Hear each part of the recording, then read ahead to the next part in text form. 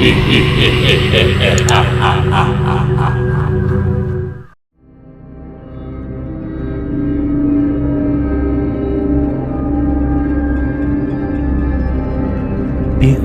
Rail station এক ভয়ঙ্কর station.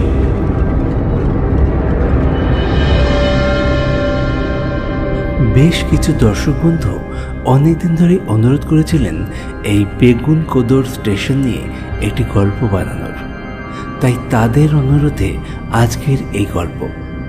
ভারতবর্ষের যত ভুতুড়ে স্টেশন আছে তাদের মধ্যে শীর্ষস্থান অধিকারকারী স্টেশন হলো এই বেগুনকোদর, যেখানে ভূতের ভয়ে দীর্ঘ ৪২ বছর স্টেশন বন্ধ রাখা হয়েছিল।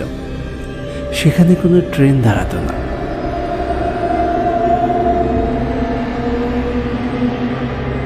ইন্টারনেট থেকে বিভিন্ন রকম তথ্য সংগ্রহ করে সেগুলোকে নিজের মতো সাজিয়ে পরিবেশন করছি এই গল্পে।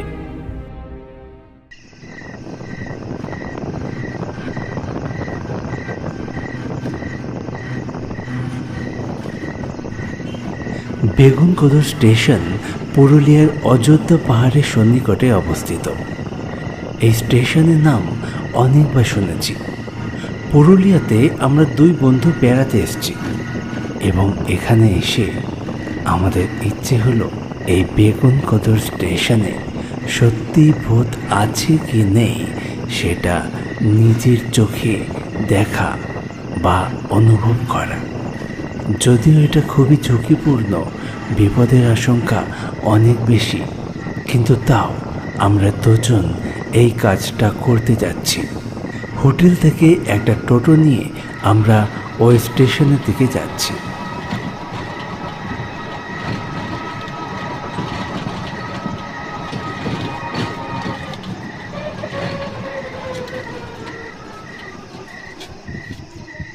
নিন গো দাদা, আমি এর বেশি আর যাব না। এইবার আপনারা পায়ে হেঁটে চলে যান, বেগুনকোদরে পৌঁছে যাবেন।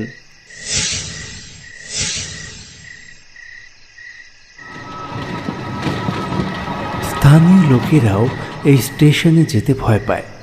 সেখানে আমরা তো ট্যুরিস্ট। টোটো আমাদের বেশ অনেকটা দূরেই নামিয়ে দিয়েছে। কি আর করা, টোটো থেকে নেমে আমরা দুজন হাঁটতে শুরু করেছি।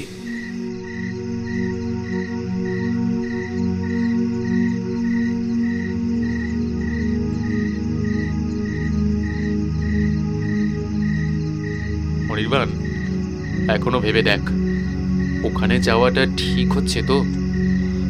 আমরা আবার বাড়ি ফিরতে পারবো তো, নাকি আবার ওখানেই শেষ হয়ে যাব? আরে দূর, কেন ভয় পাচ্ছিস? ভূতের কথা তো গুজবও হতে পারে নাকি? কত লোক কত ভিডিও বানিয়ে রেখেছে। কই কারো মুখে শুনেছিস যে কেউ মারা গেছে? ভয় পাস না, চল।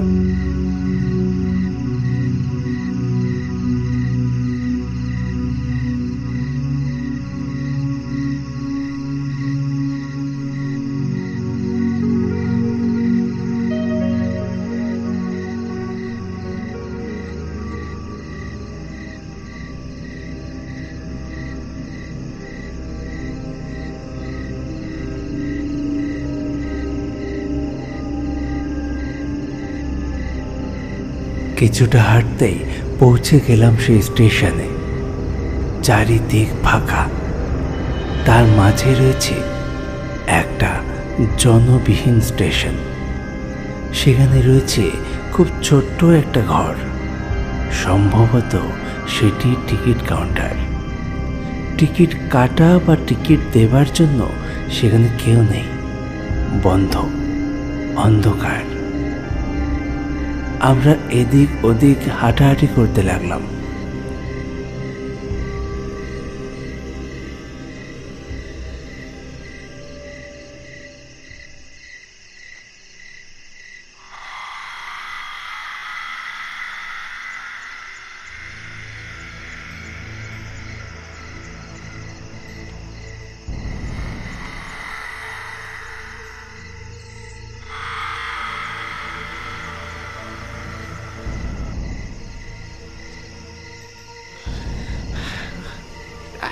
অনির্বাণ, আর কতক্ষণ হাঁটবো রে? কোথাও একটা বসলে হয় না? হ্যাঁ, সে বসলেও হয়। হাঁটতে হাঁটতে আমারও পা ব্যথা হয়ে গেছে, বুঝলি? চ, ওই টিকিট কাউন্টারের ভিতরে গিয়ে একটু বসি।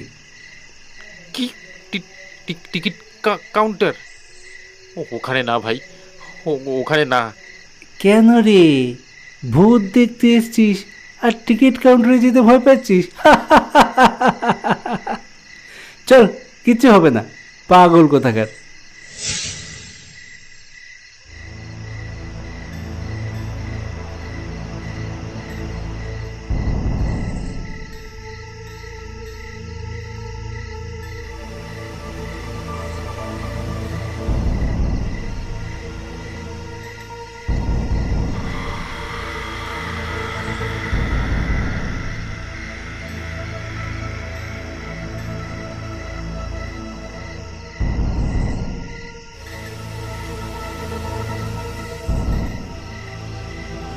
আমরা দুজন সেই টিকিট কাউন্টারের ভিতরে প্রবেশ করলাম। ভিতরে কিচ্ছু নেই, ছোট্ট একটা টিকিট জানলা যেটা বন্ধ হয়ে আছে, আর সামনে একটুখানি বসার জায়গা। আমরা সেখানে গিয়ে বসে পড়লাম।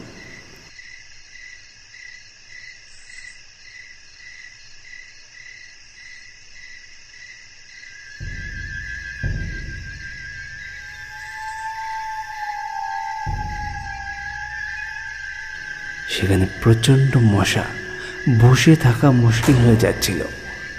আমাদের সঙ্গে ছিল মশা মারার ধূপকাঠি। সেই ধূপকাঠি জ্বালিয়ে আমরা বসে রইলাম আর অপেক্ষা করতে লাগলাম ভূতের দেখা পাবার জন্য। ফাঁকা জায়গা, শীতল হাওয়া বইছে। বসে থাকতে থাকতে আমরা যে কখন ঘুমিয়ে পড়েছি নিজেরাই জানি না।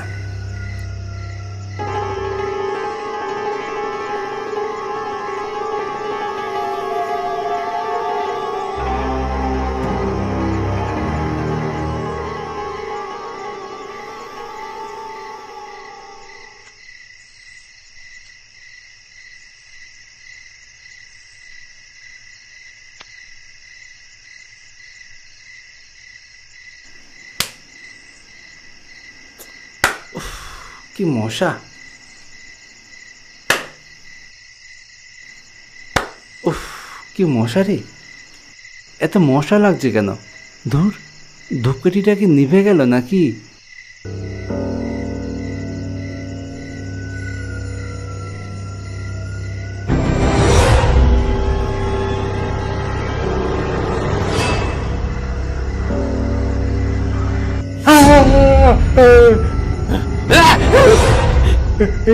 এটা কে? এটা কে? ভয় পেলি বুঝি? আপনি আপনি কে? আমি হইলাম এখানকার স্টেশন মাস্টার। উফ, সৈকত, ভয় নেই, মানুষ মানুষ। তোমরা কি ভাবলি ভূত? তা নয় তো কি? এমনভাবে অন্ধকারের মধ্যে বসে থাকলে ভূত তো ভাবতেই হবে, তাই না? আপনাকে দেখেই বোধহয় লোকজন ভূত ভেবে ভয় পায়, তাই আর এখানে আসে না। সে আমি কি জানি, তারা যদি আমারে ভয় পায় তাহলে তো আমার কিছু করার নাই। কিন্তু আপনি এত রাত্রে এখানে কেন? কি আর করি বলো, কাজকর্ম তো কিছু নেই। এখানে তো আর কোনো লোকজন আসে না, ঘুম আসতেছিল না, তাই ভাবলাম এখানে এই যে একটু বসি। এসে দেখলাম তোমরা ঘুমাচ্ছ, তাই আর ডাকিনি। আচ্ছা, লোকেরা যে বলে এখানে নাকি ভূত থাকে, এটা কি সত্যি? সত্যি যদি নাই বা হবে, তাহলে 42 বছরে এই স্টেশন বন্ধ রাখার কারণটা কি? হ্যাঁ, ভূতের ভয় দীর্ঘ 42 বছর স্টেশন বন্ধ ছিল। এখানে কোনো ট্রেন দাঁড়াতো না। তারপর গ্রামের লোকেদের দাবি মেনে 2009 সালে এই স্টেশন আবার খুলে দেওয়া হলো। তবে রেতে কোনো ট্রেনই এখানে দাঁড়ায় না। ওরে বাবা, 42 বছর ট্রেন দাঁড়ায়নি? তাহলে তো মানতেই হবে যে এখানে ভূত আছে। সেই ভূত এত বছর ধরে এখানে আটকে আছে কেন? সে আসি একখান মেয়ে এখানে এখানে রেল লাইনে কাজ চলছিল, আর সে লাইন পার হচ্ছিল, হঠাৎ একটা ট্রেন এসে পড়ে। সে দেখতে পায়নি, ট্রেনে কাটা পড়ে সে মারা যায়।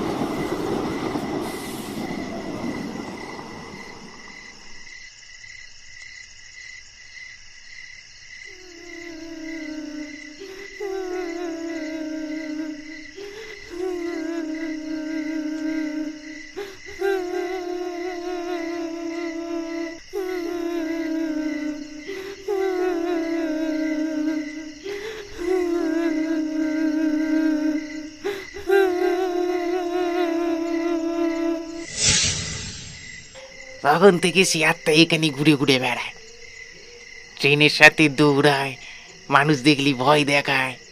একজন স্টেশন মাস্টার আর তার স্ত্রী এখানে থাকে, তারা প্রায় তাকে দেখতে পায়। একদিন তাদের দুজনকে ওই মেয়েটার আত্মা কুয়োর মধ্যে ফেলি মেরে দিয়েছিল।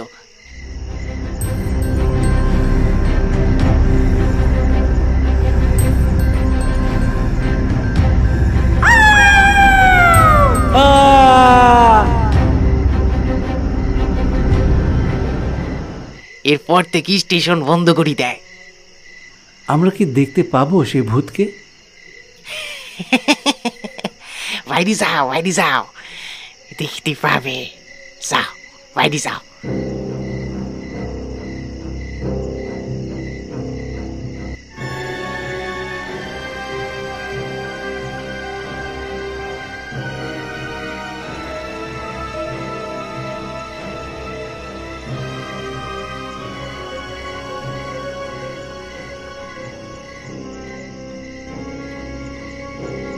আমরা বাইরে বেরিয়ে এলাম। লোকটার মুখে কাহিনীটা শুনে আমাদের খুব ভয় লাগছিল, তবুও আমরা বাইরে এসে দাঁড়াই, কারণ ভূত দেখতে এসছি। ভূত দেখেই যাব, তাতে যা আছে কপালে।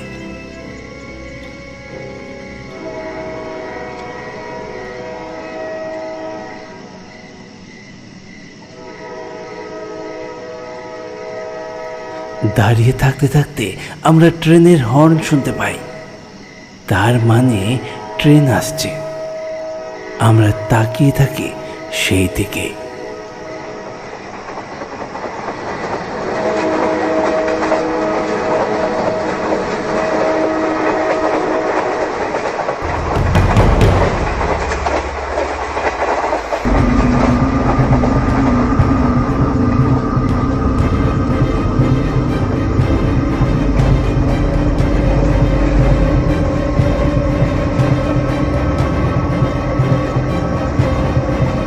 দূরে ট্র্যাক দিয়ে ট্রেন যাচ্ছে, আর সেই ট্রেনের পাশ দিয়ে দৌড়ে যাচ্ছে সাদা পোশাক পরা একটি মেয়ে।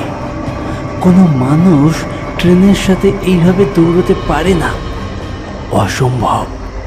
ভয়ে আমরা দুজন একে অপরকে জড়িয়ে ধরে কাঁপতে থাকি।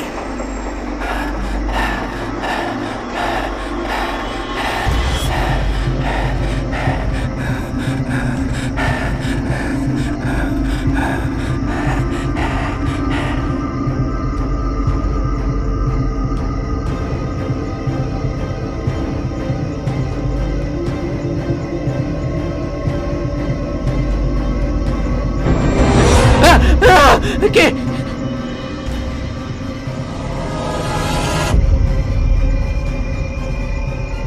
আমাদের গায়ে স্পর্শ করে একটা ঠান্ডা হাত।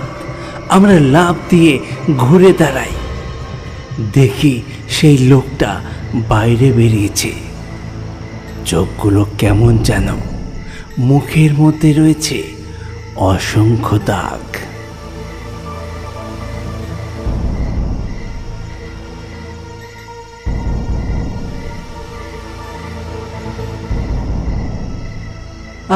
আপনি আপনি আপনার হাত এত ঠান্ডা কেন?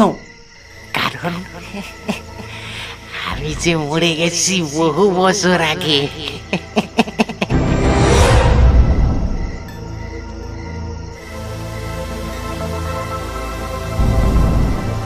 কেন মজা করছেন দাদা? আমরা এমনিতেই ভয় পেয়ে আছি। আরে, আমি হলুম সেই স্টেশন মাস্টার যাকে ওই মেয়েটা মেরে ফেলেছিল। ওই যে দাঁড়িয়ে আমার স্ত্রী।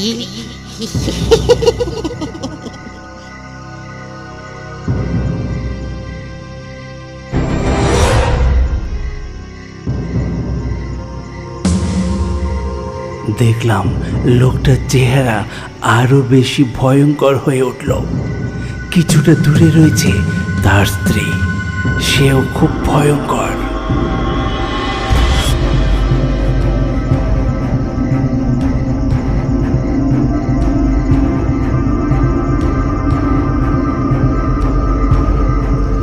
দূর থেকে হেঁটে আসছে সেই মেয়েটা যে এতক্ষণ ট্রেনের পিছনে ছুটছিল। আমরা বুঝলাম আজ আমাদের নিস্তার নেই, এদের হাতে মরতেই হবে।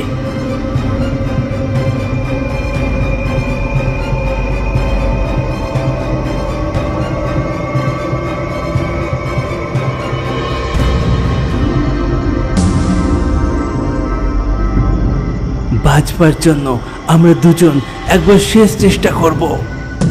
সৈকত, সৈকত, সৈকত, দৌড়ো, দৌড়ো, সৈকত, দৌড়ো।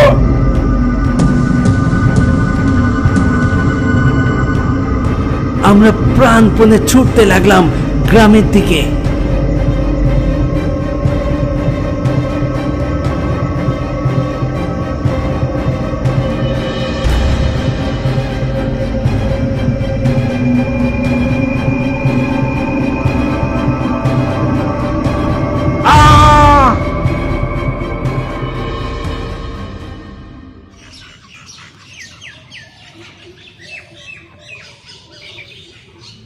সকালে আমাদের জ্ঞান ফেরে দেখতে পাই সিমেন্ট বাঁধানো একটা ঢিপির ওপর আমরা পড়ে আছি। সামনে একটা ত্রিশূল পোতা। এখানে হয়তো গ্রামের লোকজনেরা পুজো দেয়। কালকের ওই ঘটনার পরেও আমরা যে বেঁচে আছি এটা বিশ্বাসই করতে পারছি না। ঈশ্বরই আমাদের রক্ষা করেছেন। বেগুনকোদর স্টেশনে এসে আমাদের এই অভিজ্ঞতা মনে থাকবে সারা জীবন। আজকের মতো গল্প এখানে শেষ করছি। পরবর্তী গল্প নিয়ে ফিরছি খুব তাড়াতাড়ি। প্লিজ সঙ্গে থাকুন, ভালো থাকুন আর দেখতে থাকুন আমাদের গল্প। ধন্যবাদ।